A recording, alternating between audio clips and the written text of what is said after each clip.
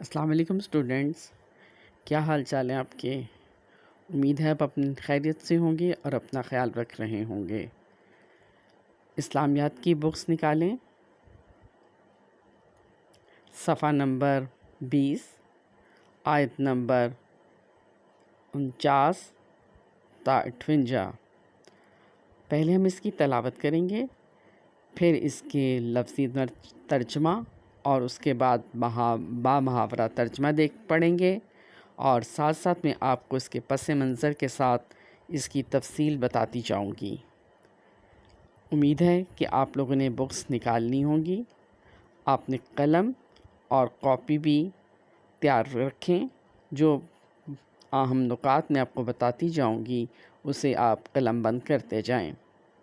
سب سے پہلے آیت نمبر 49 کی ہم تلاوت کریں گے۔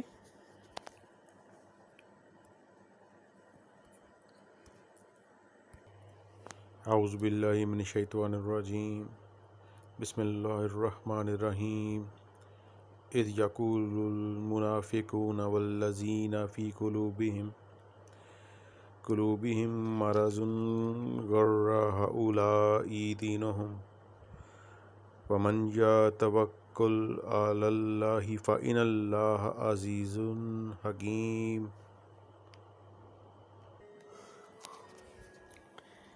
از یقولو جب کہتے ہیں، منافقون منافق، والذین اور جو، فی قلوبہم دلوں میں ان کے، مرضن بیماری، غرہ دھوکے میں، ہؤلاء ان کے، دینہم دین ان کے، ومن اور جو، یتوکل بھروسہ کرتا ہے، علی اللہ اللہ پر، فإن اللہ بے شک اللہ، عزیز حکیم غالب اور دانا۔ اس وقت منافق اور کافر جن کے دلوں میں مرض تھا کہتے تھے، ان لوگوں کو ان کے دین نے مغرور کر رکھا ہے، اور جو شخص خدا پر بھروسہ رکھتا ہے تو خدا غالب حکمت والا ہے۔ ان آیت مبارکہ میں کافر اور منافق کا ذکر آیا ہے۔ یہاں بیماری سے مراد یہ ہے کہ جو مسلمان تو ہو چکے تھے لیکن اندر سے دلوں سے وہ اللہ پر ایمان نہیں لائے تھے، وہ کافروں کے ساتھ تھے۔ ان کے بارے میں کہا جا رہا ہے کہ ان لوگوں نے جب مسلمانوں کو دیکھا تو وہ بہت حیران ہوئے، کیونکہ غزوہ بدر کے موقع پر جب جہاد کا اعلان ہوا تو مسلمان مجاہدین بے سر و سامانی کی حالت میں اکٹھے ہوئے۔ ان کا جذبہ جہاد، دلیری اور شجاعت کو دیکھ کر منافقین اور دوسرے لوگ جو مکمل طور پر مسلمان نہیں تھے، یہ کہنے لگے کہ مسلمان اپنے دین کی حقیقت کے خیال سے مغرور ہیں، جو نہیں جانتے کہ اپنے آپ کو موت کے منہ میں دھکیل رہے ہیں۔ کہاں یہ 313 لوگ اور کہاں ابو جہل کا ایک بڑا لشکر جو جنگی ساز و سامان سے آراستہ ہے، سے لبریز ہے۔ تو اللہ تعالیٰ نے ان کو جواب دیا، یہ تکبر غرور نہیں بلکہ توکل ہے اللہ تعالیٰ پر، یہ بھروسہ ہے، یہ اعتماد ہے اس نے اپنی اللہ پر کہ اللہ حق والوں کے ساتھ ہے۔ بدر کے موقع پر مسلمانوں کے جذبہ جہاد کا یہ عالم تھا کہ بچے بھی اس جہاد میں شرکت ہونے کے لیے تیار تھے، بلکہ ضد کر رہے تھے۔ جب حضور صلی اللہ علیہ وسلم کی موجودگی میں مدینہ منورہ سے مسلمان روانہ ہوئے اور 1 میل کے فاصلے پر جا کر حضور پاک صلی اللہ علیہ وآلہ وسلم نے فوج کا جائزہ لیا تو دیکھ کر حیران ہوئے کہ حضرت عبداللہ بن عمر بھی اس میں شامل تھے، جن کی عمر 15 سال سے بھی کم تھی۔ حضرت محمد صلی اللہ علیہ وآلہ وسلم نے ان کو واپس بھیج دیا۔ ڈیئر اسٹوڈنٹ، آپ یہ اس بات کی نشاندہی کی جا رہی ہے کہ مسلمان تعداد سے نہیں لڑ گھبراتا، اور وہ لڑتا ہے تو جذبہ ایمان سے لڑتا ہے، وہ کامیاب ہوتا ہے تو اللہ کے بھروسے پر کامیابی کی امید رکھ کر میدان میں اترتا ہے اور پھر فتح اس کا مقدر بن جاتی ہے۔ نیکسٹ آیت کی اب ہم تلاوت کریں گے۔ اعوذ باللہ من الشیطان الرجیم، بسم اللہ الرحمن الرحیم۔ وَلَوْ تَرَىٰ إِذَا يَتَوَفَّى الَّذِينَ كَفَرُوا مَلَائِكَةٌ يَضْرِبُونَ وُجُوهَهُمْ وَأَدْبَارَهُمْ وَذُوقُوا عَذَابَ الْحَرِيقِ۔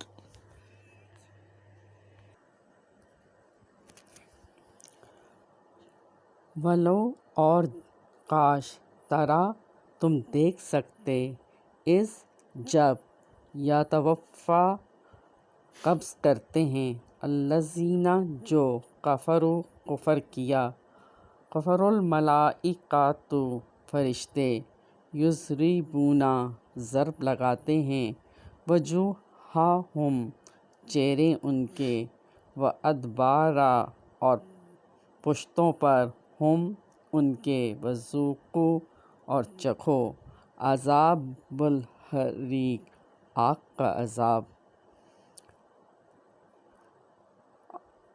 فرمایا جا رہا ہے کاش تم اس وقت دیکھو جب فرشتے کافروں کی جانیں نکالتے ہیں، ان کے چہروں اور پیٹھوں پر کوڑے اور ہتھوڑے مارتے ہیں اور کہتے ہیں کہ آگ کا عذاب چکھو۔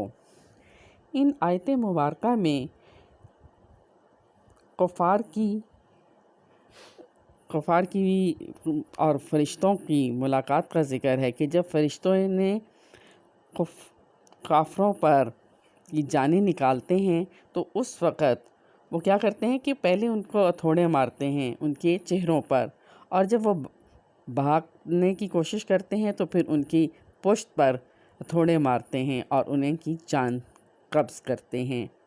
ایک تو یہ ہے کہ یہ ہمیشہ ہی کافروں کی ایسے ہی جان نکالی جاتی ہے، اور جنگ بدر کے موقع پر جب مسلمان آسمان سے مسلمانوں کی مدد کے لیے فرشتے آئے تو انہوں نے کیا کیا کہ انہوں نے اس وقت کافروں کے چہروں پر ہتھوڑے مارتے تھے، کوڑے مارتے تھے، اور وہ جب گھبرا جاتے تھے کہ انہیں سمجھ نہیں آتی تھی کہ کون ہمارے پر یہ کوڑے برسا رہا ہے، اور جب وہ گھبرا کے بھاگنے لگتے تھے تو پھر جب میدان جنگ سے وہ کی طرف اپنی پشت کرتے تھے اور راہ فرار حاصل کرنا چاہتے تھے، یہاں پشت سے مراد راہ فرار ہے، میدان جنگ سے راہ فرار حاصل کرنے کو اس نے پشت سے تشبیہ دی ہے۔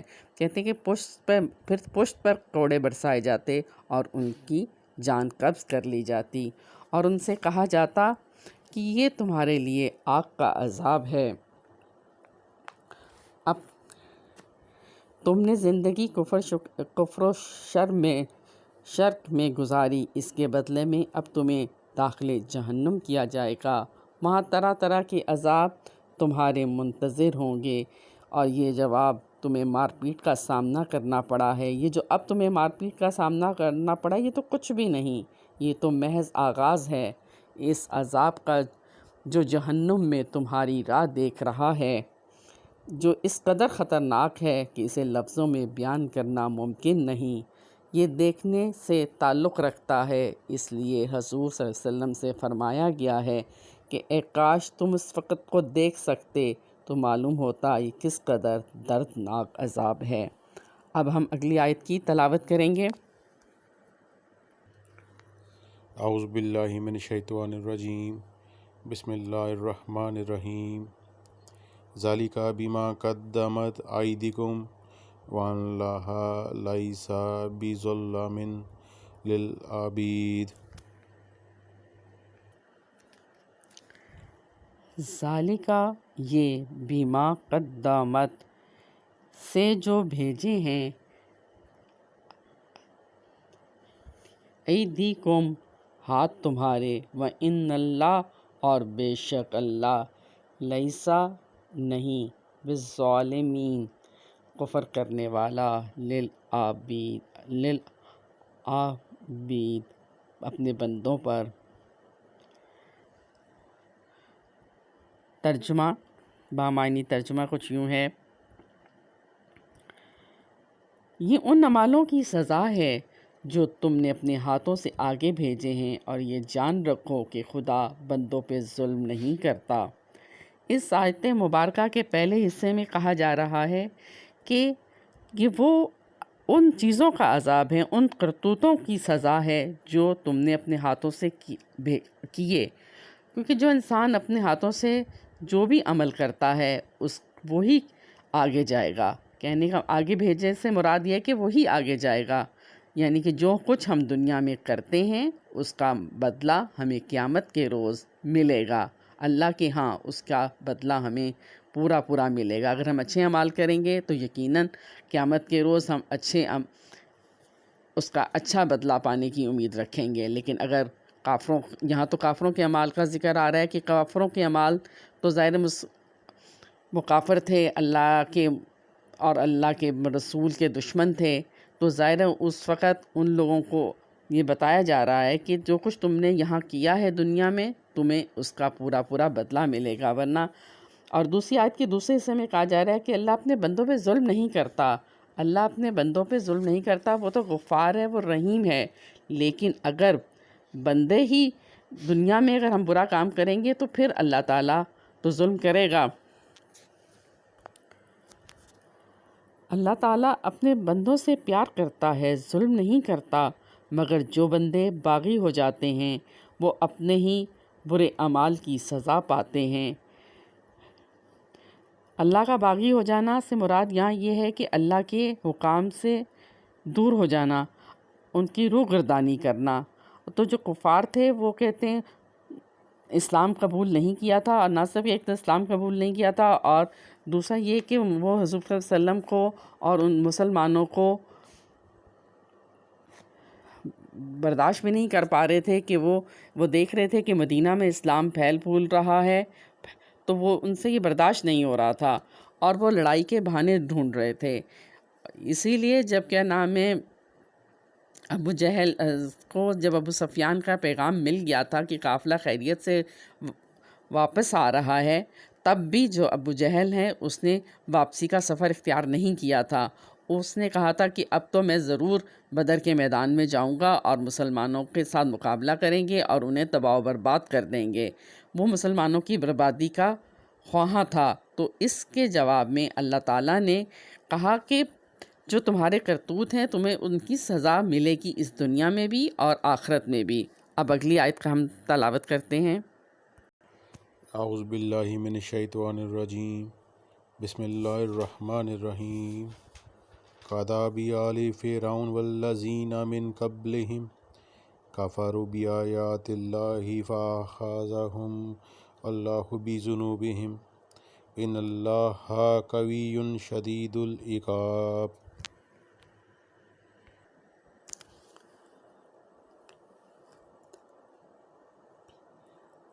کداب طرح معاملہ آل فرعون کی آل، والذین اور جو من سے قبلہم پہلے ان کے، کفروا کفر کیا۔ اس آیت مبارکہ میں کہا جا رہا ہے جیسا حال فرعونیوں کا اور اس سے پہلے لوگوں کا ہوا، اللہ تعالیٰ ویسے ہی ان کا ہوگا۔ فرعون ایک طاقتور بادشاہ تھا۔ حضرت موسیٰ علیہ السلام نے جب اس کے سامنے اللہ تعالیٰ کا پیغام دیا، اسے اللہ کے پیغام کی طرف بلایا، تو اس نے یقین نہیں کیا، اس نے بلکہ حضرت موسیٰ علیہ السلام کو چیلنج کیا، اور اس سے حضرت موسیٰ علیہ السلام کو کہا کہ اگر تو اللہ کا رسول ہے، تو اللہ کا بندہ ہے، تو اپنے دعوے میں اپنا کوئی کرشمہ کر کے دکھا، کوئی نشانی دکھا۔ حضرت موسیٰ علیہ السلام نے اپنا عصا پھینکا تو وہ جیتا جاگتا اژدہا بن گیا، اور اپنی جیب سے ہاتھ نکالے تو وہ چمک رہے تھے۔ فرعون نے اور اس کی قوم کے سرداروں نے کہا یہ تو کھلا جادو ہے۔ فرعون نے اپنے ملک کے ماہر جادوگروں کو بلا کر مقابلہ کروایا، جادوگر مغلوب ہوئے اور وہ حقیقت کو جان کر سجدے میں گر گئے اور رب العالمین پر ایمان لے آئے، مگر فرعون اور قوم فرعون نے حقیقت کو واضح دیکھ کر بھی انکار کیا اور جادوگروں کو ایمان لانے کی پاداش میں قتل کر دیا، اور قوم حضرت موسیٰ علیہ السلام پر ظلم و ستم ڈھانے لگے۔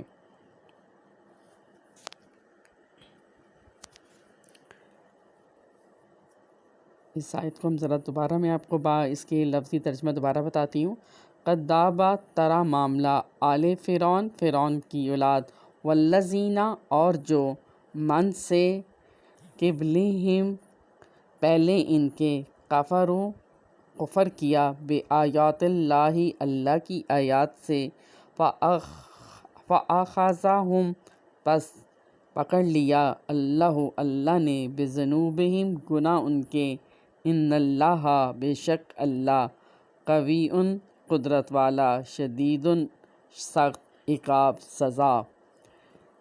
جیسا حال فرعونیوں کا اور اس سے پہلے لوگوں کا ہوا، جو میں نے ابھی آپ کو بتایا کہ فرعون کون تھا، اس کے بارے میں مزید آیات میں حکم آ رہا ہے۔ انہوں نے خدا کی آیات سے کفر کیا۔ پہلا کام انہوں نے کیا کیا؟ انہوں نے اللہ تعالیٰ کی آیات سے کفر کیا، انہوں نے حضرت موسیٰ علیہ السلام کا مذاق اڑایا، اور اس کے جواب میں پھر اللہ تعالیٰ نے ان پر ان کی گناہوں کی سزا میں ان کو پکڑ لیا، ان کو عذاب دیا۔ بے شک خدا سخت عذاب دینے والا ہے۔ حضرت موسیٰ علیہ السلام کا جب انہوں نے یقین نہیں کیا تو اس کے بعد اللہ تعالیٰ نے ان پر بہت سارے عذاب نازل کیے۔ پہلا عذاب جو تھا وہ قید سالی کی شکل میں آیا تھا، دوسرا عذاب بارش کی صورت میں آیا، تیسرا عذاب ان پر مینڈک کی صورت میں آیا تھا۔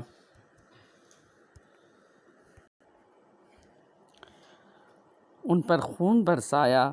ہر بار وہ موسیٰ علیہ السلام سے وعدہ کرتے کہ ہم توبہ کریں گے، ہم پہ سے یہ عذاب ٹل جائے تو ہم بنی اسرائیل کو بھی تیرے ساتھ بھیج دیں گے، لیکن جب عذاب ٹل جاتا تو وہ اپنے عہد سے پھر جاتے۔ انہوں نے موسیٰ علیہ السلام سے کہا کہ ہمیں مسرور کرنے کے لیے خواہ کوئی نشانی لے آؤ، ہم بھی تب بھی تیری بات نہیں مانیں گے۔ یہاں آل فرعون کی مثال اس لیے دی جا رہی ہے کہ کفار کا حال بھی ایسا ہی تھا، وہ بھی فرعونیوں جیسے ہی تھے، تو انہیں یہ بتایا جا رہا ہے کہ جیسے فرعون کو تباہ و برباد کر دیا گیا، اسی طرح اگر تم بھی سرکشی کرو گے تو تمہارا انجام بھی فرعونیوں جیسا ہی ہوگا، کیونکہ جب سرکشی حد سے بڑھ جاتی ہے تو پھر اسے اللہ تعالیٰ دنیا سے حرف غلط کی طرح مٹا دیتے ہیں۔ نیکسٹ آیت میں ہم اس کی اب تلاوت کریں گے۔ اعوذ باللہ من الشیطان الرجیم، بسم اللہ الرحمن الرحیم۔ ذالک بأن اللہ لم یک مغیرا نعمۃ انعمہا علی قوم حتی یغیروا ما بانفسہم وَأَنَّ اللَّهَ سَمِيعٌ عَلِيمٌ۔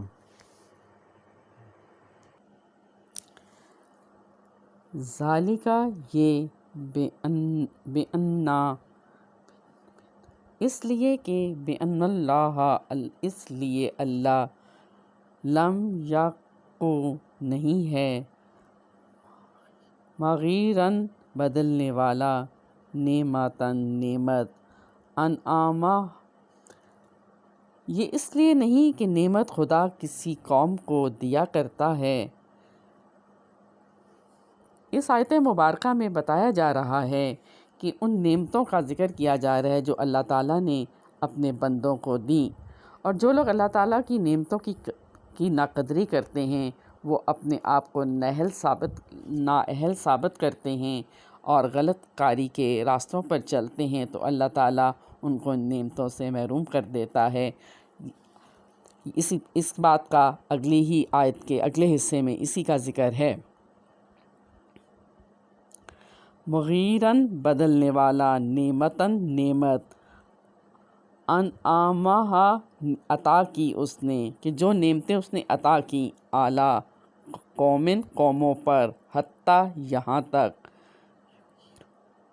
یغیرو اور بدل دے، ما جو،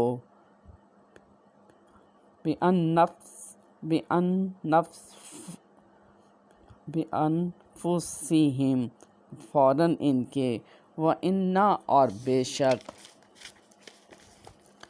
اللہ سمیع سننے والا، علیم جاننے والا۔ اس کا بامعنی ترجمہ کچھ یوں ہے کہ جو نعمت خدا کسی قوم کو دیا کرتا ہے، جب تک وہ خود اپنے دلوں کی حالتیں نہ بدل ڈالیں، خدا انہیں نہیں بدلتا، اس لیے کہ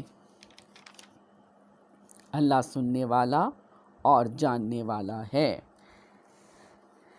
کہ اللہ تعالیٰ نے اپنی قوم کو، اپنے بندوں کو نعمتوں سے نوازتا ہے، لیکن جب وہ سرکشی حد سے بڑھ جاتی ہے، جب لوگ خود اس کی نعمتوں کی پرواہ نہیں کرتے، تو پھر اللہ تعالیٰ ان پر عذاب نازل کرتا ہے، جیسے کہ پچھلی قوموں پر ہوا۔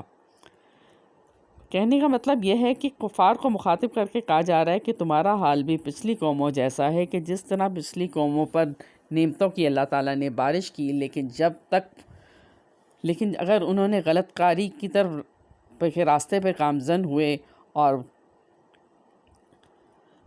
آنے والے انبیاء کا مذاق اڑایا، تو اس کا نتیجہ کیا ہوا؟ نتیجے میں اللہ تعالیٰ نے ان سے نعمتیں بھی چھین لیں اور ان کو عذاب بھی دیا۔ تو اب یہاں بھی کفار کو مخاطب کر کے کہا جا رہا ہے کہ جو کچھ تمہارے پاس ہے وہ تم سے، پھر نہ کہنا وہ تم سے چھینا بھی جا سکتا ہے۔ تاریخ گواہ ہے کہ جتنی قوموں پر عذاب آیا، انہیں اللہ تعالیٰ نے پہلے بہت سی نعمتیں عطا فرمائیں، مگر وہ مشرک ہو کر عذاب کے مستحق ہوئے۔ اللہ کا قاعدہ ہے کہ جو لوگ اللہ تعالیٰ کی نعمتوں کی ناقدری کرتے ہیں، وہ اپنے آپ سے اللہ تعالیٰ ان کو ان نعمتوں سے محروم کر دیتا ہے۔ اب ہم اگلی آیت کی تلاوت کریں گے اسٹوڈنٹس۔ اعوذ باللہ من الشیطان الرجیم، بسم اللہ الرحمن الرحیم۔ کداب آل فرعون والذین من قبلہم کذبوا بآیات ربہم فأہلکناہم بذنوبہم وأغرقنا آل فرعون وکل کانوا ظالمین۔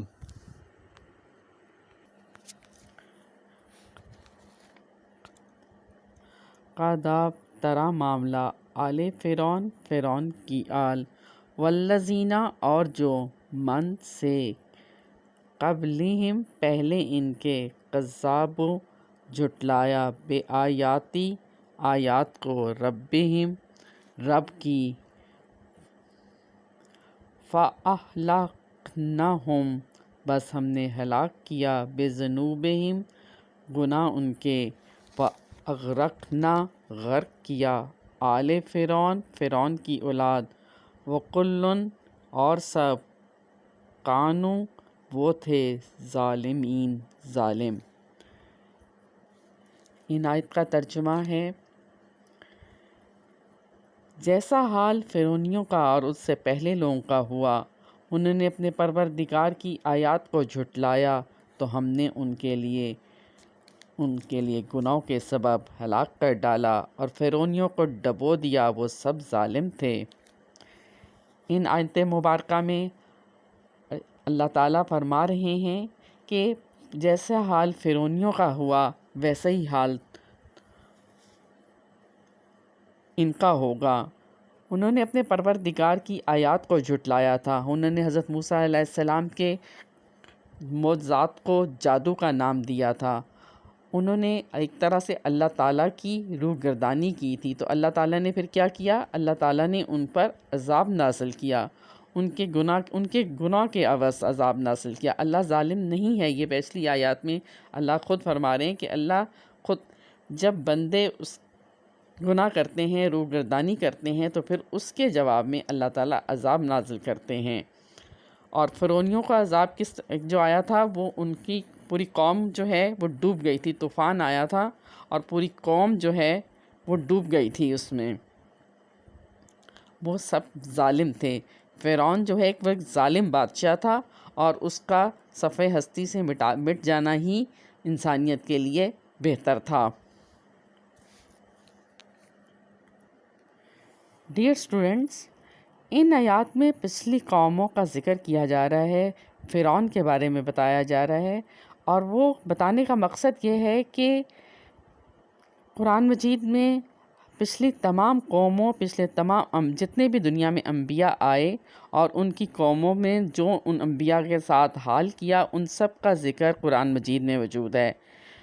اور کفار کو بھی تنبیہ کی جا رہی ہے کہ تم بھی جو ہے پچھلی قوموں کی طرح ہی کر رہے ہو، تم اسی طرح اپنے پیغمبر حضرت محمد صلی اللہ علیہ وسلم کو تنگ کر رہے ہو، تو اس کا تمہارا بھی انجام ویسے ہی ہوگا جیسے کہ پچھلی قوموں کا ہوا.